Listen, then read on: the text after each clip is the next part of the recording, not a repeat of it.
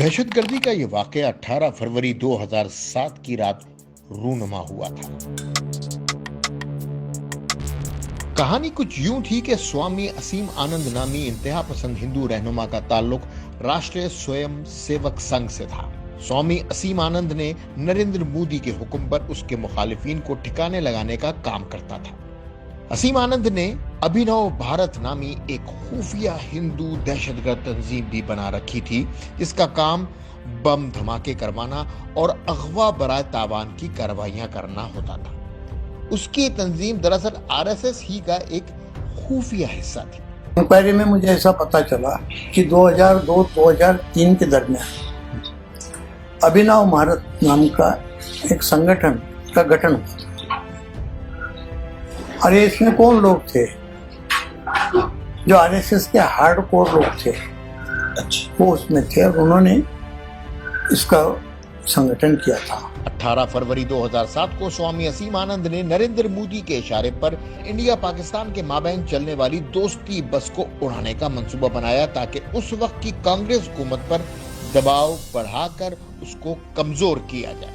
स्वामी असीम आनंद को नरेंद्र मोदी ने यकीन दहानी करवाई कि चाहे कुछ भी हो जाए, आरएसएस और बीजेपी स्वामी असीम आनंद का बाल भी बीका नहीं होने देगी। और फिर इंडिया और पाकिस्तान के दरमियान चलने वाली समझौता एक्सप्रेस दिल्ली से चलकर इंडिया के आखिरी स्टेशन अटारी की तरफ बढ़ रही थी कि निस्फ शब के करीब जब ये ट्रेन हरियाणा के शहर पानीपत के दीवानी गांव के नजदीक पहुंची तो इसके एक कंपार्टमेंट में बम धमाका हुआ।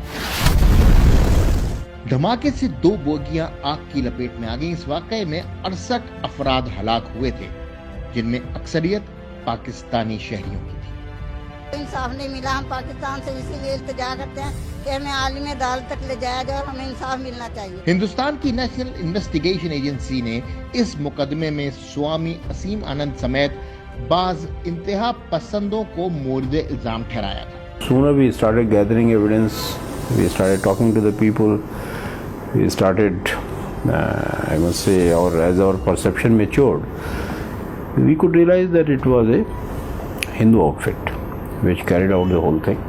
एनआईए ने अदालत में ये दलाइल दिए थे कि इस धमाके में पाकिस्तानी मुसलमानों को हदफ बनाया गया।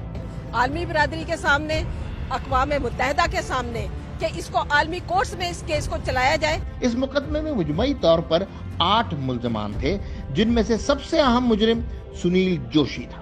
Sunil Joshi was from RSS. He had that RSS background and he was the senior most in that group and he was the leader of the group, I will say.